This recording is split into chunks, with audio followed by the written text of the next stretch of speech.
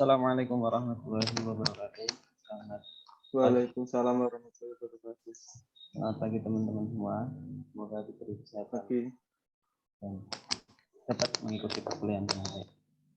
Ya, jadi kali ini saya akan mempresentasikan artikel yang saya bikin, judul yang saya cari sendiri. Ini bukan terinspirasi di latar belakang ini dari saya yang merasa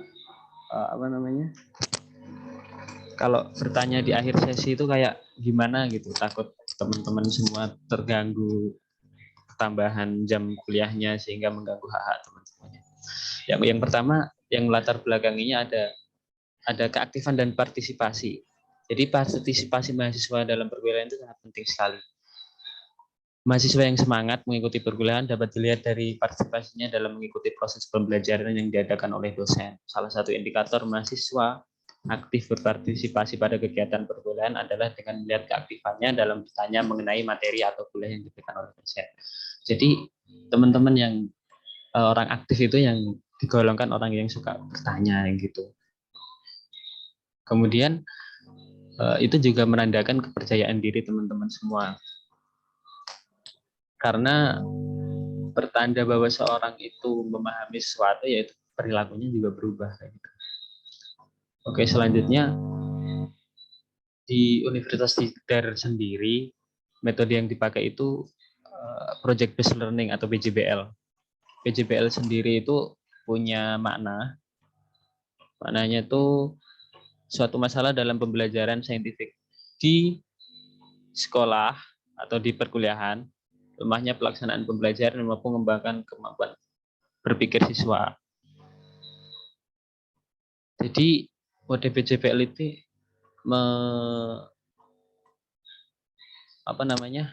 memfokuskan teman-teman semua itu untuk project based learning. Jadi kerja kelompok bareng-bareng, mendiskusikan sesuatu, mencari solusi bareng-bareng kayak gitu. Kemudian selanjutnya banyak manfaat yang bisa diambil kalau kita tanya di dalam kelas. Yang pertama, kita itu jadi mahasiswa yang aktif, tentunya itu punya nilai positif tersendiri bagi teman-teman semua. Dan itu juga melatih kepercayaan diri kita kalau tanya di dalam kelas itu. Terus ya itu tadi, mahasiswa yang aktif tentunya memiliki nilai plus tersendiri dibanding teman-teman yang lain. Kemudian itu juga membantu temannya yang malu bertanya gitu kan. Mungkin temannya ada yang kurang paham tapi malu bertanya. Kalau kita tanya dalam kelas, kita telah membantu teman kita yang kesulitan memahami pembelajaran. Yang kedua, yang selanjutnya itu kan materi yang diberikan dosen itu biasanya terlalu luas. Nah, dengan bertanya kita itu mengerucutkan. Jadi ya membantu dosen juga untuk lebih fokus kepada materi yang penting kayak gitu. Nah, ada beberapa kendala dari beberapa mahasiswa yang kesulitan bertanya dalam kelas. Pertama, karena kurangnya percaya diri. Jadi percaya diri itu bukan sifat turunan, tapi dilatih kayak gitu ya. Terutama ditanamkan lewat pendidikan-pendidikan dan juga di-trigger oleh dosen-dosen atau pengampu. Nah, percaya diri ini bisa runtuh karena adanya kecemasan. Adanya kecemasan itu tadi gangguan jiwa, gangguan jiwa yang gangguan mental yang itu mengkhawatirkan dampak negatif atau respon negatif dari lingkungan sekitar.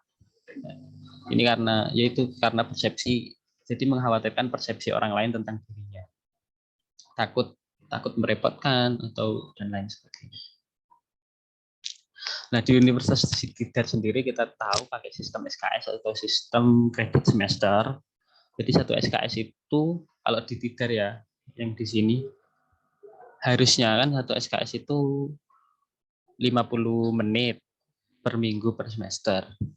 Nah, tapi karena ada corona, kan biasanya kalau mata kuliah itu 2 SKS 100 menit. Nah, tapi kalau di Tidar karena ada corona, pembelajaran hibrid, jadi cuma 60 menit pembelajaran tatap muka atau pemberian materi, sedangkan sisanya 40 menitnya itu kita belajar mandiri kayak gitu. Nah, inilah yang jadi beban kuliahnya tuh berat. tapi cuma 60 menit kayak gitu. Nah, ini memangkas waktu yang sangat banyak sehingga saat penjabaran materi itu tanpa sadar biasanya udah mepet sama waktu habis perkuliahan kayak gitu. Nah, permasalahannya di sini keterbatasan waktu tersebut berdasarkan kajian literatur dapat menghambat kepercayaan diri mahasiswa. Yang tadi saya sampaikan, perkuliahan yang terlalu berat, topik yang terlalu berat hingga memakan waktu.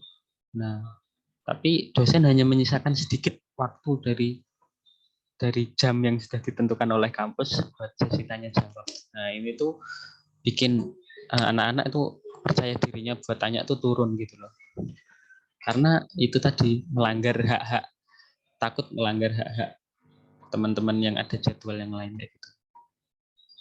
Nah, kita penelitiannya metodenya pakai studi kasus. Jadi studi kasus itu kegiatan ilmiah yang dilakukan secara intensif, terinci dalam mendalam tentang suatu program, peristiwa, aktivitas, baik pada tingkat perorangan, sekelompok orang, lembaga, atau organisasi untuk memperoleh pengetahuan mendalam tentang peristiwa tersebut. Biasanya peristiwa yang dipilih yang selanjutnya disebut kasus adalah hal yang aktual, yang sedang berlangsung, bukan sesuatu yang sudah dilewat.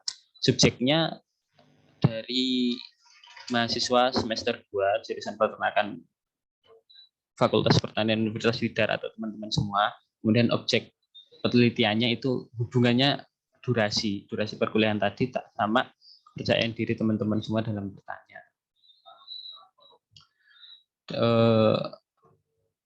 Belum selesai ya teman-teman. Ini saya share screen yang hasilnya. Nah, jadi metode pengumpulan datanya itu pakai wawancara. Nah, wawancara sendiri adalah teknik pengumpulan data melalui proses tanya jawab lisan yang berlangsung satu arah. Artinya pertanyaan datang dari pihak yang mewawancarai dan jawaban diberikan oleh yang diwawancarakan. Yang diwawancara. Wawancara dilakukan kepada beberapa mahasiswa Universitas Tidar jurusan peternakan yang setuju untuk diwawancarai. Nah, hasilnya seperti yang kita tahu, tadi kan durasi perkuliahannya kan pendek banget ya. Nah, dari hasil wawancara yang dilakukan kepada beberapa mahasiswa jurusan peternakan, dapatkan hasil bahwa mahasiswa kurang percaya diri saat bertanya di akhir sesi perkuliahan dikarenakan waktu sesi pertanyaan yang terlalu mepet dengan jam berakhir perkuliahan. Percaya diri itu kondisi yang menunjukkan bahwa ini tuh yang tak lakuin bener kayak gitu. Nah, dalam hal ini kurang percaya diri muncul karena adanya kecemasan. Kecemasan itu ada gimana ya? Takut sama respon sekitar. Nah, hal ini diperkuat dengan hasil wawancara teman kita, Jun Heruning Pandu Asmoro mengatakan, saya sungkan bertanya karena akan memperpanjang durasi perkuliahan dan khawatir jika jam perkuliahan melewati batas waktu yang telah ditentukan akan melanggar hak-hak teman-teman yang tentunya memiliki prioritas dan jadwal masing-masing. Nah, setelah saya kaji lebih dalam, di sini yang sebenarnya menjadi masalah atau yang menjadi isu itu adalah mepetnya sesi tanya jawab dengan jam selesai mata kuliah, karena dikhawatirkan bila mahasiswa bertanya maka akan memperlambat waktu selesainya mata kuliah dan melanggar hak-hak dan jadwal dari masing-masing individu mahasiswa. Nah, jadi sebenarnya ini tuh yang punya peran penting itu dosen, harus bisa membagi gimana cara memberikan materi dan memberi sesi tanya jawab dengan waktu yang pas sehingga tidak mengganggu jadwal dari perkuliahan seperti itu. Ya, mungkin cukup seperti itu presentasi dari saya. Semoga teman-teman semua dapat memahami. Mungkin ada pertanyaan.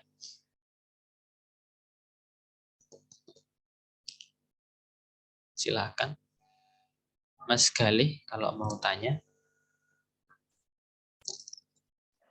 Ada Mas, saya mau bertanya.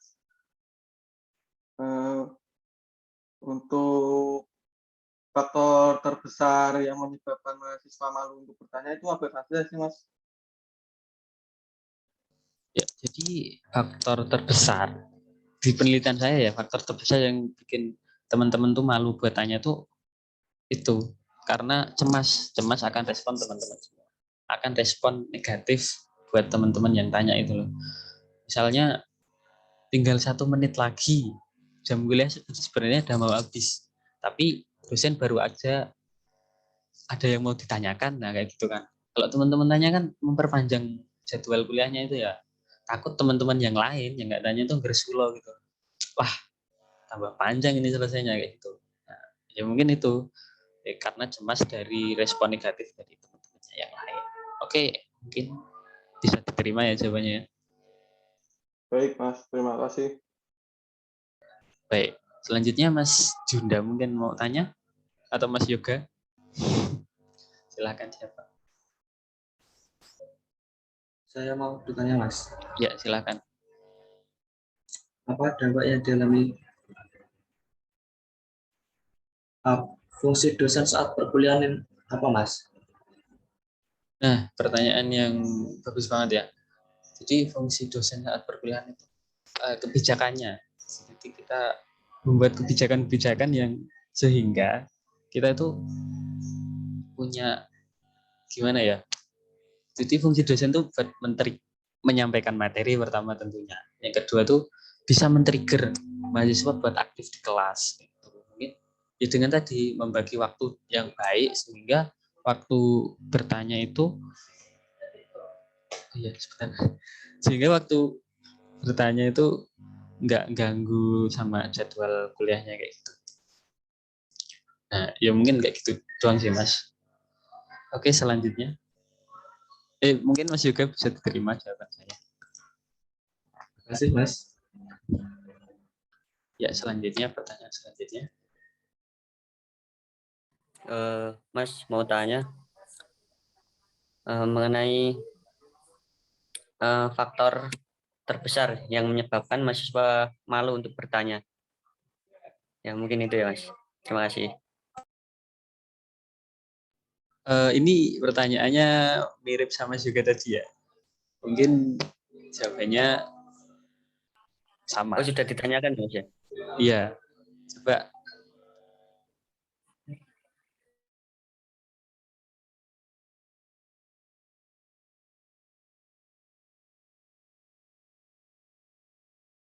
Mungkin ada pertanyaan lain? Mohon izin bertanya, Mas. Ya, silakan. Perkenalkan, nama saya Nur Ihsanuddin. Baik. NPM 21207011080. Oke, langsung ke pertanyaan aja. Apa sih Mas, menurut Mas, manfaat dari bertanya saat berkuliah? Iya, jadi manfaat Baik. tanya dalam kuliah itu banyak ya. Seperti yang saya jelaskan di presentasi tadi, yang pertama itu membantu teman-teman yang malu buat tanya. Jadi teman-teman yang sebenarnya pengen tanya, tapi nggak punya mental. Nah, itu bisa terbantu kalau kita tanya. Yang kedua, itu mengkerucutkan pembahasan dosen yang terlalu luas kayak gitu. Jadi kita lebih paham dengan materi-materi yang sebenarnya yang kita butuhkan kayak gitu. Yang selanjutnya itu buat melatih kepercayaan diri kita. Dalam dunia kerja kepercayaan diri pasti sangat dibutuhkan sekali karena itu soft skill yang sangat perlu ya. Mungkin cukup itu jawaban dari saya. Mungkin ada pertanyaan yang lain.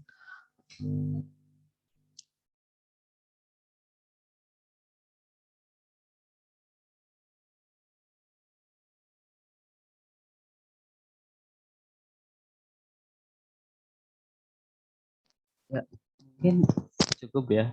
Atau ada satu lagi? Enggak. Oke, saya cukupkan saja presentasi dari saya.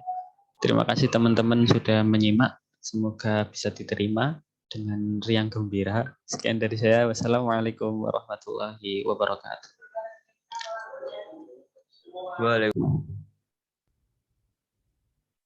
Bismillahirrahmanirrahim. Assalamualaikum warahmatullahi wabarakatuh. Perkenalkan, nama saya Junda Abdillah, NPM 21207011071. Kali ini saya ingin mempresentasikan artikel saya mengenai silase, mengenai kulit pisang sebagai pengganti pakan. Ya, langsung saja ke materinya, yakni serat kasar yang tinggi pada kulit pisang merupakan salah satu pembatas penggunaannya sebagai pakan ternak monogastrik atau ternak yang memiliki satu lambung. Nah, fermentasi seperti ini digunakan dalam produksi silase menurunkan kadar serat kasar. Nah, kemudian di penelitian ini juga menggunakan tepung tapioka sebagai bahan tambahan untuk fermentasinya. Nah, untuk bahan-bahannya sendiri cuman itu saja, kulit pisang dan tepung tapioka. Untuk faktor pembuatannya itu untuk parameternya untuk jumlah tepung tapioka 10 sampai 15%. Untuk lama fermentasinya kemungkinan bisa sampai 7 sampai 28 hari. Nah, itu diulang-ulang untuk mengasih tepung tapioka sebagai tambahan fermentasinya. Ya, mungkin itu sedikit gambaran materi dari saya. Nah, untuk kulit pisang sendiri, yang pertama itu mudah untuk dicari karena di Indonesia banyak sekali pohon-pohon pisang, kemudian lahan-lahannya masih banyak, kesediaannya juga masih banyak. Dan untuk prosesnya juga mudah dan biayanya juga ringan juga untuk pengganti pakan. Kemudian untuk hasil di penelitian ini untuk pakan pengganti hijauan silase kulit pisang ini cukup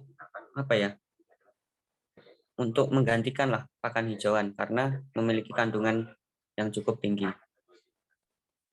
Ini ya, mungkin itu saja presentasi dari saya. Mungkin dari teman-teman ada yang ingin bertanya?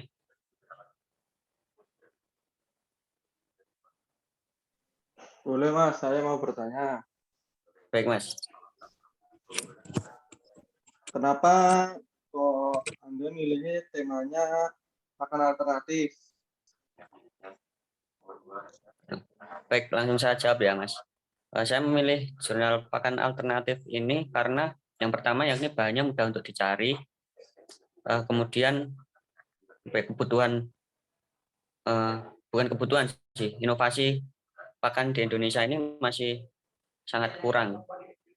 Rata-rata peternak-peternak Indonesia ini masih menggunakan pakan hijauan sebagai pakan ternaknya. Kemudian juga biayanya lumayan terjangkau sih Mas. Ya, itu. Semoga terjawab ya Mas. Baik Mas, terima kasih. Oke. Baik, ada lagi yang mau bertanya? Saya mau tanya Mas Junda. Baik, silakan Mas Bisri. Cara buat ini? Cara buat produknya itu gimana ya? Buat silase pakai tepung tapioka, caranya kayak mana? Ya mungkin itu pertanyaan saya. Nah, untuk proses pembuatannya ya mudah untuk dilakukan. Yang pertama yakni siapkan dulu bahannya yakni tepung tapioka dan juga kulit pisang. Kemudian dicampur dengan mikroba. Kemudian dimasukkan ke dalam toples plastik kapasitas 1 liter. Nah, di situ kemudian untuk setiap 15% dari campuran tersebut itu dibutuhkan waktu sekitar 7 sampai 28 hari untuk membuat fermentasinya. Mungkin seperti itu, Mas. Terima kasih jawabannya. Sama-sama. Mungkin ada lagi yang mau bertanya? Saya mau tanya Mas. Baik Mas, silahkan. persentase kandungan yang ada pada silase kulit pisang itu apa saja ya Mas? Dan berapa saja? Terima kasih. Untuk kandungan yang ada pada percobaan ini, untuk pakan ternak sendiri yang dibutuhkan yakni kandungan serat, kemudian ya serat dan juga protein ya, karena ternak itu biasanya membutuhkannya itu. Untuk kandungan serat sendiri itu dalam satu apa namanya, satu fermentasi, satu toples 1 liter itu kandungan seratnya itu mencapai 81,66%. Kemudian untuk protein kasarnya rata-rata setiap 1 liternya itu mengandung 4,73% protein. Seperti itu, Mas. Terima kasih Mas.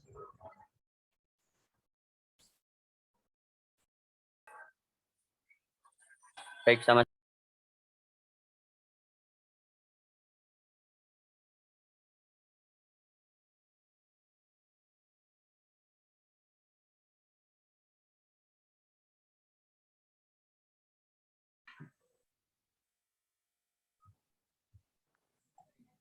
Izin bertanya, Mas. Siap, Mas. Baik. Perkenalkan, nama saya Nur Iksanuddin. Silakan, NPM Mas. 212701080. Baik, Mas. Satu hal yang saya ingin tanyakan, dari manakah kulit yang akan difermentasi itu didapatkan? Baik, seperti itu, Mas. Terima kasih atas pertanyaannya. Baik, mungkin langsung saya jawab ya. Untuk kulit-kulit pisang yang ingin difermentasi, biasanya para pembuat ini mengambil dari tukang gorengan, kemudian mengambil dari pasar-pasar juga, dan juga biasanya mereka menanam sendiri pisang-pisang tersebut yang buahnya dijual, namun kulitnya dimanfaatkan untuk fermentasi pakan ternak tersebut. Ya, mungkin itu jawaban dari saya. Baik, Mas. Satu lagi, Mas. Dan apakah semua kulit jenis pisang bisa digunakan, Mas? Apa hanya pisang-pisang tertentu? Baik, untuk yang digunakan dalam penelitian ini, yakni kulit pisang, hanya kulit pisang pisang kepok. Ya, untuk kulit-kulit pisang yang lain, mungkin saya belum mempelajari ya, karena saya hanya fokus ke dalam pisang kepok ini. Ya, mungkin itu, Mas. Terima kasih.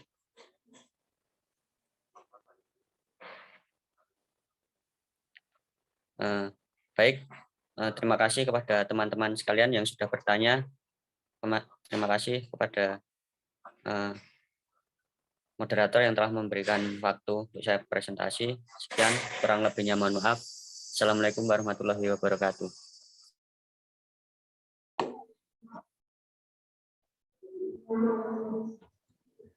Assalamualaikum warahmatullahi wabarakatuh. Perkenalkan, nama saya Jili Putra Pamungkas, NPM 21407010190 dari kelas peternakan B. Di sini saya akan mempresentasikan sedikit dari hasil penelitian yang dilakukan.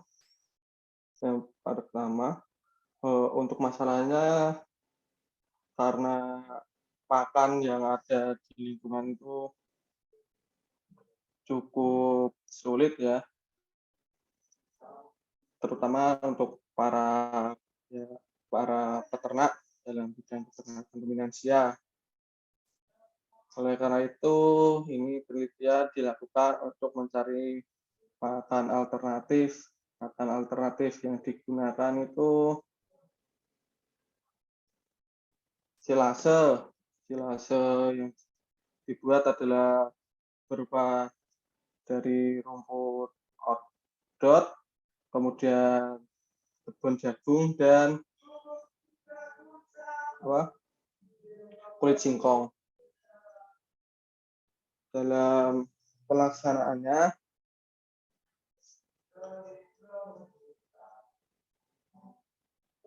kita memilih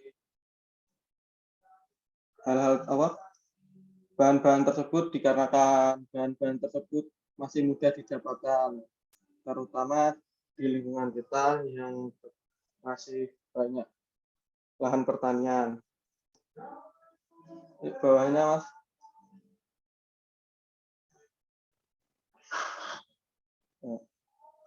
Kita menggunakan limbah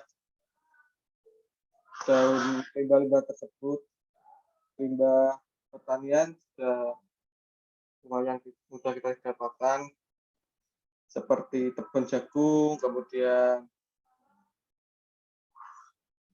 juga kulit singkong dan rumput. Rumput masih mudah sih, tapi susahnya itu kalau sudah masuk musim kemarau. Kemudian ada molase. Molase itu adalah tetes debu, berfungsi nanti membantu fermentasi. Kemudian bekatul atau dedak lah kalau kita bilangnya. Kemudian ada efektif mikroorganisme atau E4, adalah cairan yang berwarna coklat berisi mikroorganisme untuk menentukan hasil fermentasi. Kemudian metode yang digunakan. Sebelumnya kita harus memotong-motong bahan-bahan tersebut seperti tepung jagung, kulit singkong, dan juga rumput odot. Setelah ditincang, kita tebarkan ya di alas plastik. Setelah itu kita harus mencampurkan E4 20 ml dan molase 500 ml. 20 ml dan 500 ml untuk bahannya itu, untuk rumput odot, tepung dan jagungnya harus seberat 30 kg per hasilnya ya. Kemudian kita siram atau cipratan. Setelah itu taburkan bekatul. Jika masih kurang basah bisa diberikan sedikit air. Aduk dan bolak-balik drum atau bahan-bahan tersebut lah. Kemudian masukkan hasilnya ke dalam silo dan sedikit ditekan agar udaranya bisa keluar. Setelah bahan tercampur, ditutup hingga rapat ya. Setelah itu tunggu proses fermentasi selama 7 sampai 21 hari. Selanjutnya, Mas.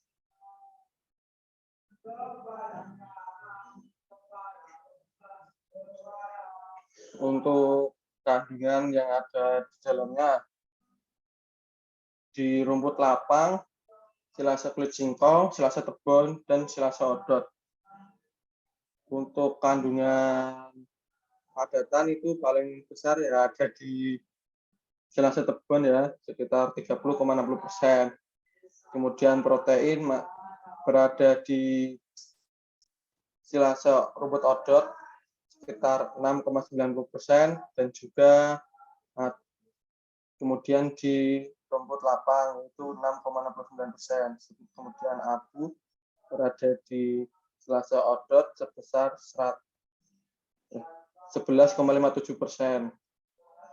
Lemak tertinggi berada di silase tebon 2,87%. Kemudian serat kasar paling tinggi di rumput lapang 34,19. Kemudian karbohidrat berada di silase kulit singkong 68,76. Selanjutnya, Mas. Untuk kesimpulannya, silase merupakan pakan alternatif yang berasal dari fermentasi yang bisa didapatkan dari jejuan dan limbah pertanian. Silase dapat membantu memenuhi kebutuhan dari ternak ruminansia, terutama saat musim kemarau yang mana pakan susah didapatkan. Dan 3 macam silase tersebut, silase yang paling baik adalah silase rumput odot yang memiliki kandungan padatan, protein, abu, lemak, serta kasaran dan karbohidrat yang cukup tinggi, bahkan melewati dari berbagai silase lain. Bahkan juga rumput lapang dan beberapa nutrisi yang ada di kandungannya. Jadi untuk silase yang paling bagus itu silase rumput odot. Sekian untuk selanjutnya, apakah ada pertanyaan?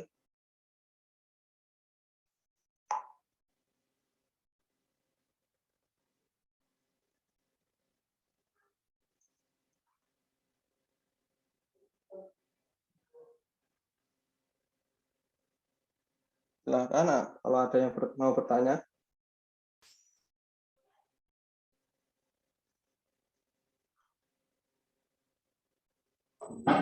Izin tanya Mas, ini kan Baik. kita udah buat Silakan. silasenya, silase pakai cara-cara yang antum sampaikan tadi. Nah, Ya. terus ngasihkannya ke hewan tuh kayak gimana ya? Cara memberi silasenya itu ke hewan. Terima kasih. Oh, untuk pemberiannya ya.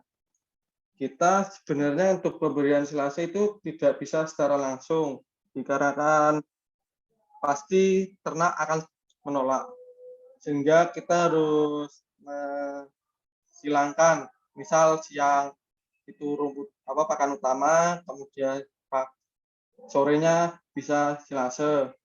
Hal tersebut harus dilakukan paling tidak 1 minggu sehingga bisa mulai terbiasa dan ternak ruminansia atau sapi tersebut bisa mau makan sepenuhnya dari hasil olahan silase.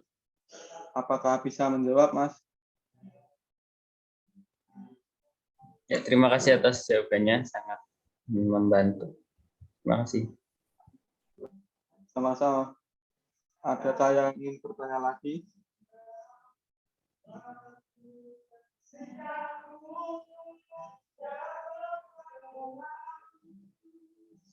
Mungkin Mas Junda, Mas Iksan, atau Mas Yoga mau bertanya? Izin bertanya, Mas. Baik, Mas Junda.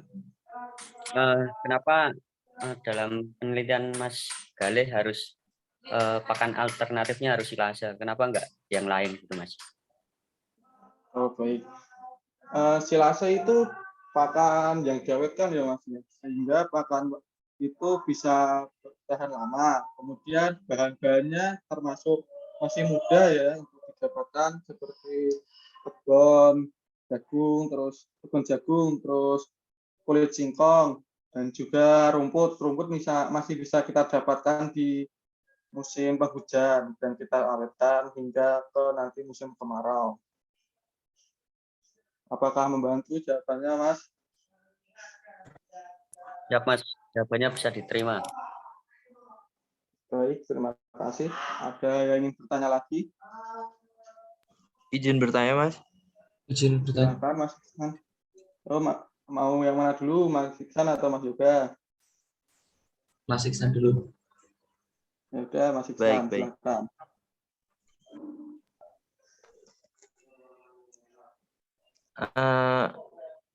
Apa sih dampak yang akan dialami ternak jika kandungan karbohidrat terlalu sedikit pada pakan yang kita berikan? Untuk Apa kandungan dampak alami ternak? Untuk kandungan karbohidrat itu kan nanti sebagai sumber energi ya, Mas. Nanti kalau kandungannya terlalu sedikit, untuk ternak bisa kebutuhannya kan tidak terpenuhi. Nanti bisa mengalami malnutrisi atau badannya kan terlihat kecil. Dan juga nanti saat beraktivitas akan lemas. Apakah bisa membantu jawabannya, Mas? Baik, Mas, membantu. Terima kasih. Sama-sama, Mas Iksan. Silakan, Mas Yoga.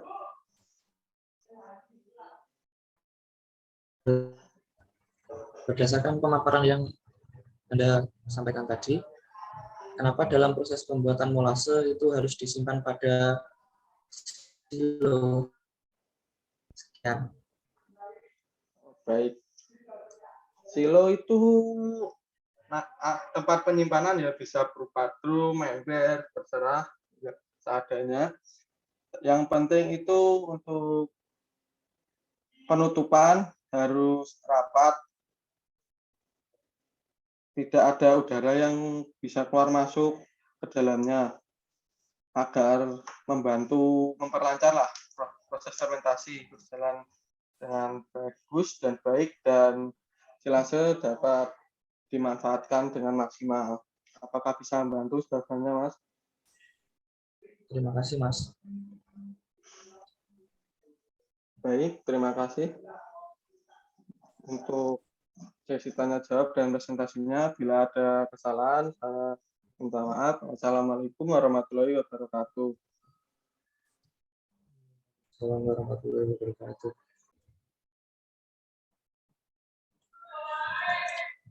Assalamualaikum warahmatullahi wabarakatuh.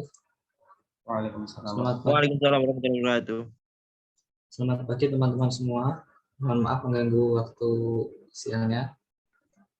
Mungkin ada yang mau siap-siap untuk mandi, untuk pergi Jumatan. Baiklah, saya langsung mulai saja. Sebelumnya, perkenalkan nama saya Yoga Nurul Amarullah dengan NPM 212070104. Di sini saya akan memaparkan materi yang berjudul Kajian Pengaruh Pemberian Pakan Lengkap Berbahan Baku Fermentasi Tongkol Jagung terhadap produktivitas ternak sapi PO. Yang pertama, tongkol jagung merupakan produk sampingan pertanian yang dapat dimanfaatkan sebagai bahan pakan alternatif untuk ternak ruminansia. Namun, nilai nutrisi serta palatabilitasnya rendah, sehingga perlu diupayakan dengan pengolahan terlebih dahulu. Pengolahan terlebih dahulu ini yang dimaksudkan bisa dengan fermentasi.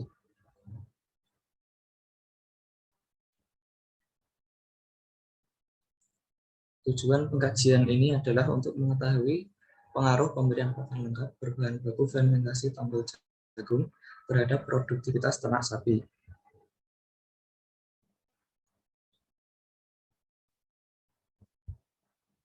Pengkajian ini dilakukan di kelompok tani Mugirahayu, Kabupaten Wonogiri pada bulan Maret kemarin. Pengkajian menggunakan 14 ekor ternak sapi potong yang berumur 6-8 bulan dengan berat badan yang relatif seragam. Ternak tersebut dibagi ke dalam dua kelompok atau dua perlakuan. Perlakuan yang pertama diberi pakan hijauan yang berisi rumput lapangan atau rumput gajah. Di tempat saya itu biasa disebut suket, dan limbah pertanian berupa jerami padi atau daun jagung sebanyak 20-25 kg per ekor.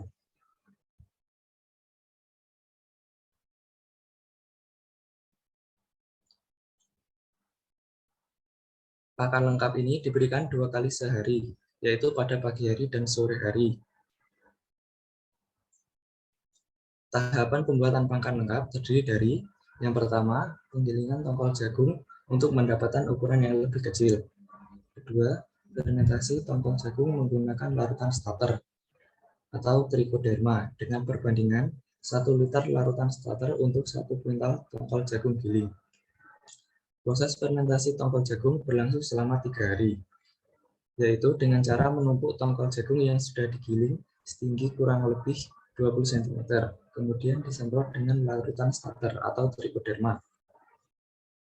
Kemudian diamkan dalam keadaan terbuka selama 3 hari agar proses fermentasi berlangsung dengan baik atau berlangsung secara anaerob. Leguminosa dilayukan dengan cara dijemur atau diangin-anginkan sampai kadar air mencapai 10-12%. Lalu pencampuran bahan-bahan pakan lengkap hingga homogen. Kesimpulan yang saya dapatkan, yang pertama, proses fermentasi pada tongkol jagung dapat meningkatkan kandungan protein kasar dari 1,92% menjadi 2,45%. Lalu kandungan nutrisi pakan lengkap yaitu protein kasar sebanyak 11,76%, serat kasar 12,82%, dan lemak 2,15%.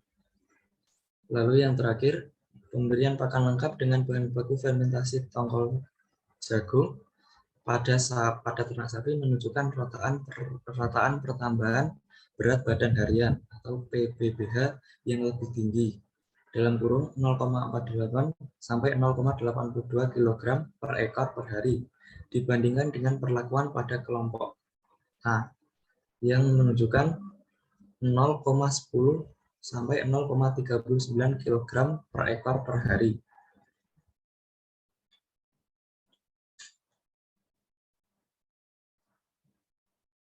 Terima kasih. Apakah ada yang ingin ditanyakan dari teman-teman?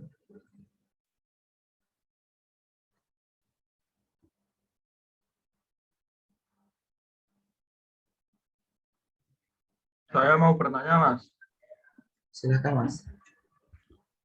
Bagaimana cara memberikan pakan lengkap tersebut untuk ternak ruminansia ya, Mas? Bagaimana caranya? Baik, Mas. Terima kasih.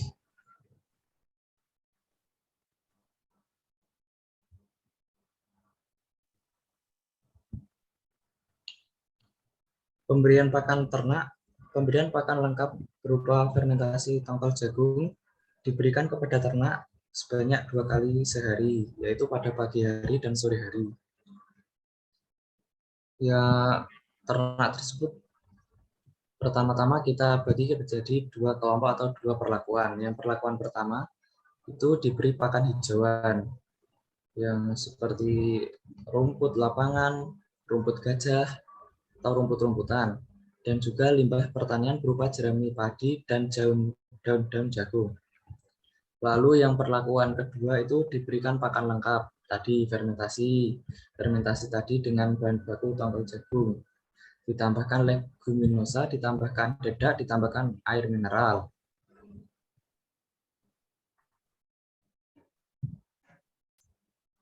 Terima kasih, Mas. Apakah bisa diterima? Baik, Mas. Jawabannya sangat membantu. Terima kasih. Apakah ada yang ditanyakan lagi? Izin bertanya, Mas. Ya, Mas. Silakan, Mas.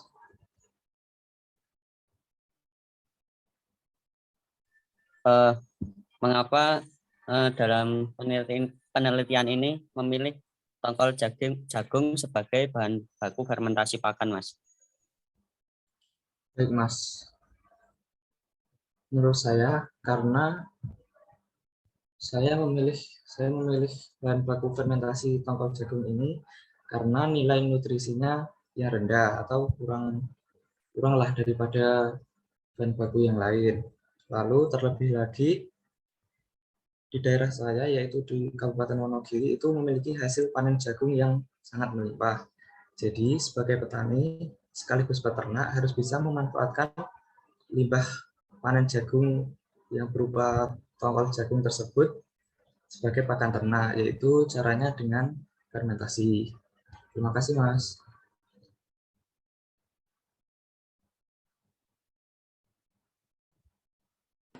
Izin tanya, Mas, cara Iya. kandungan nutrisi dari produk tersebut gimana ya setelah melewati proses? Terima kasih.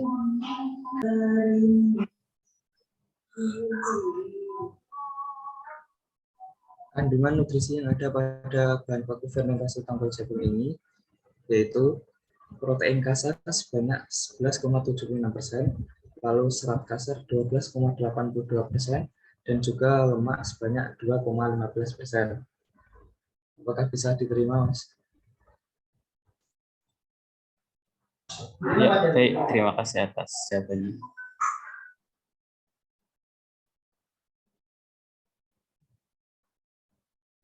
Satu pertanyaan lagi mungkin, Mas Nur Iksanuddin.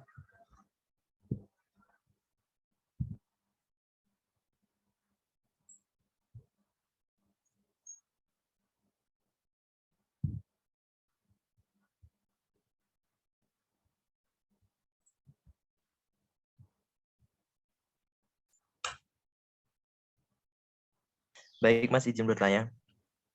Silakan, Mas.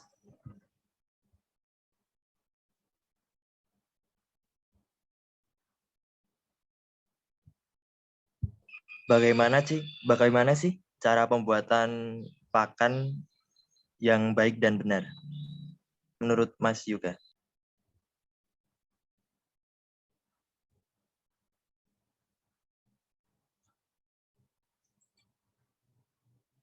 Baiklah, tahapan pembuatan pakan yang baik dan benar yang berupa fermentasi tonggol jagung. Yang pertama, itu tonggol jagung itu digiling terlebih dahulu sampai didapatkan ukuran yang kecil. Lalu fermentasi tonggol jagung itu menggunakan larutan starter, yaitu larutan trichoderma. Perbandingannya 1 liter larutan itu untuk 1 kuintal tongkol jagung giling. Lalu proses fermentasi tongkol jagung itu dilakukan selama 3 hari dengan cara itu tongkol jagung yang sudah digiling lalu disemprot tadi itu ditumpuk setinggi kurang lebih 20 cm. Lalu didiamkan dalam keadaan terbuka selama 3 hari. Lalu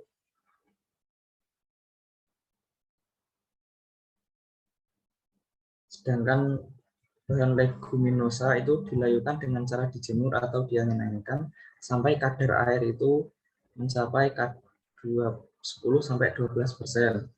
Lalu pencampuran bahan-bahan pakan lengkap itu dilakukan hingga homogen. Apakah bisa diterima?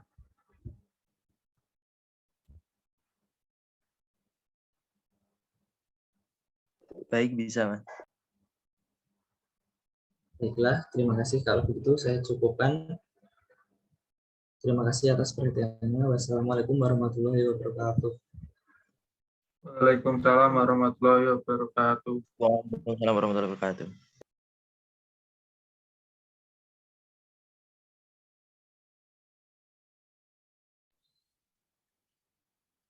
Assalamualaikum warahmatullahi wabarakatuh. Waalaikumsalam warahmatullahi wabarakatuh. Waalaikumsalam warahmatullahi wabarakatuh. Perkenalkan, nama saya Nur Iksanuddin, NPM 21207011080.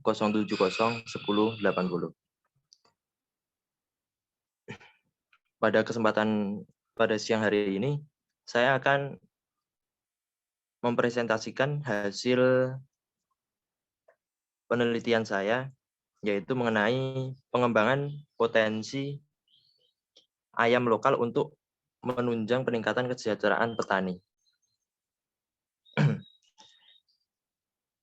Baik. Alasan saya memilih judul tersebut yaitu karena sangat miris pemanfaatan ayam lokal di Indonesia. Hal itu disebabkan karena kurangnya pengetahuan dan modal para peternak dalam berternak ayam lokal. Baik.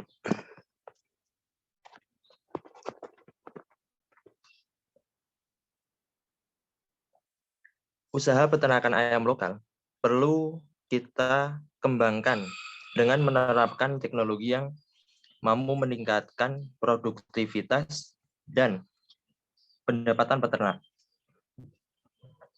Bagaimana rumpun ayam lokal telah diidentifikasikan dan teknologi budidaya untuk meningkatkan produksinya yang telah tersedia. Ayam lokal memiliki ketahanannya yang lebih baik terhadap penyakit, terutama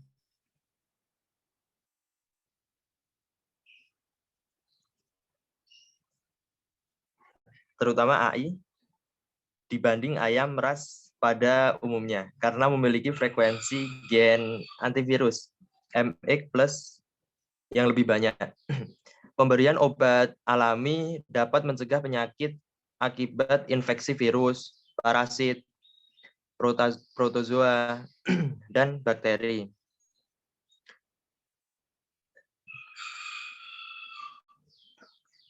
Program pemuliaan untuk membentuk membentuk jalur ayam lokal yang tahan terhadap penyakit, terutama AI dan ND. Perlu segera direalisasikan potensi sumber daya alam genetik untuk meningkatkan produksi ayam lokal. Sangat besar dan prospeknya sangat baik. Bahkan sebagian besar ayam lokal tahan terhadap virus AI, sehingga tindakan pemusnahan sebaiknya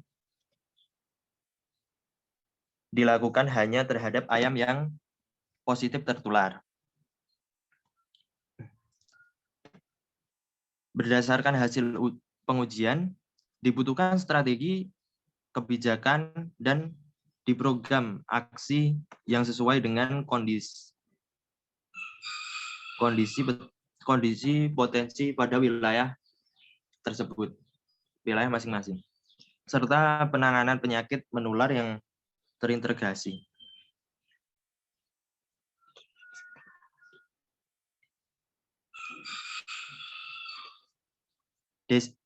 Diseminasi teknologi produksi ayam lokal perlu dilakukan secara cepat dan sangat cepat lah. Pemerintah berperan penting dalam penyediaan modal usaha ternak ayam lokal untuk meningkatkan skala usaha yang akan dibentuk oleh setiap peternak. Diperlukan sertifikasi wilayah pengembangan ayam lokal di pedesaan.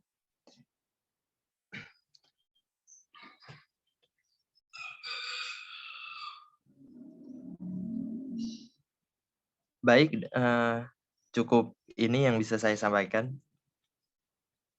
Bila kurang jelas, mohon maaf. Ada yang ingin ditanyakan?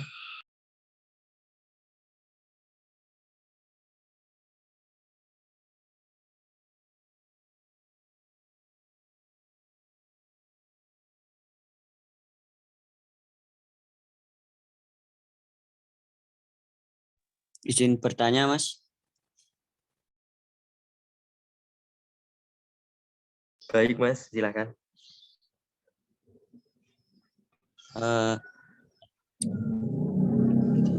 Bagaimana teknik pemberian pakan ayam yang baik, Mas?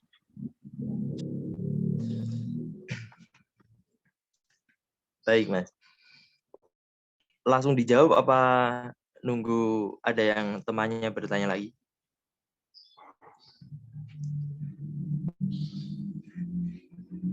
Langsung saya jawab aja ya, Mas. Baik, Mas. Baik, pertanyaannya adalah bagaimana teknik pemberian pakan ayam yang baik ya, Mas?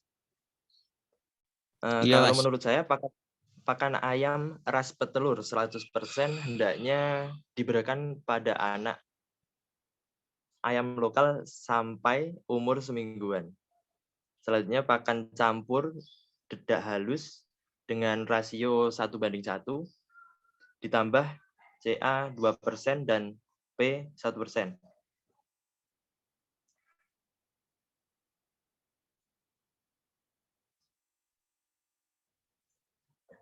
Cara ini dapat menghemat biaya pakan hingga 25% dan meningkatkan pendapatan sekitar 30%. Baik, Mas, seperti itu. Baik, terima kasih, Mas.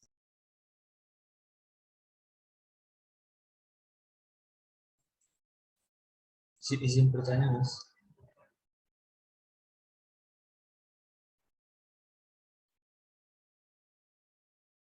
Baik, Mas, silakan. Kelebihan dari ayam pelung itu apa ya, Mas? Apa, Mas? Mohon maaf, kurang terdengar.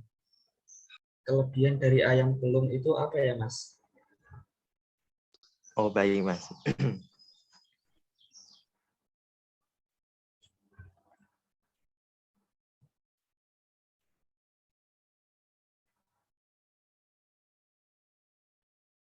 Baik, Mas. Dilansir dari suatu artikel yang pernah saya jumpai, salah satu kelebihan ayam pelung adalah suaranya yang merdu atau khas. Dua, suara ayam pelung dapat dibagi ke dalam beberapa kategori sebagai dasar dalam penilaian kualitas suara. Satu, suara, yaitu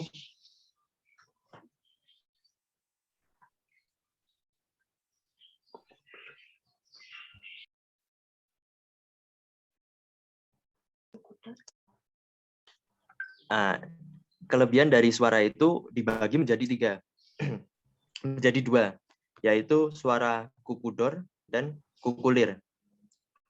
Selain dari suaranya, ayam pelung juga dapat menghasilkan telur. Baik, Mas, begitu. Siap.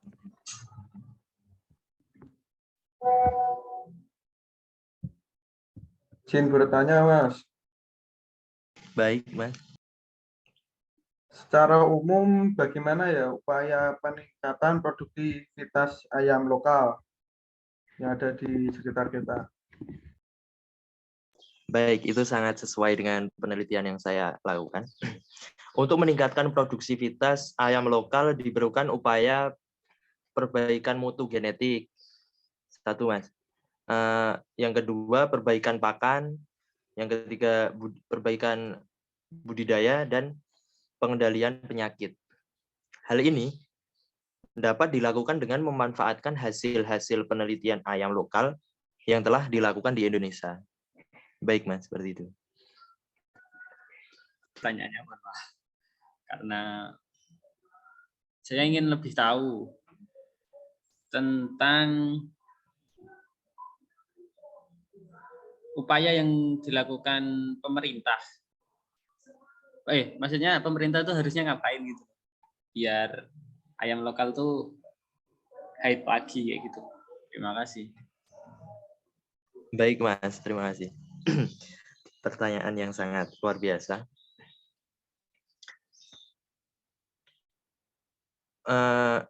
Yang seharusnya pemerintah lakukan dalam pengembangan produktivitas ayam lokal dengan kualitas baik itu cepat meningkat, yaitu dalam penyediaan modal usaha ternak ayam lokal untuk meningkatkan skala usahanya, Mas, kepada setiap peternak. Dan diperlukan strategi di setiap wilayah pengembangan ayam lokal di perdesaan. Baik, Mas, seperti itu.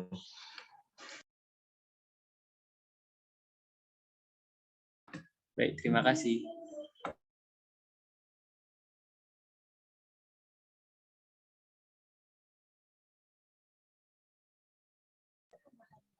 Baik, apakah masih ada yang ingin ditanyakan?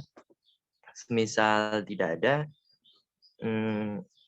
semoga jawaban-jawaban dari pertanyaan kalian tadi bisa ditangkap dengan jelas. Dan dari saya tutup sampai saat ini. Saya tutup. Assalamualaikum warahmatullahi wabarakatuh. Waalaikumsalam warahmatullahi wabarakatuh.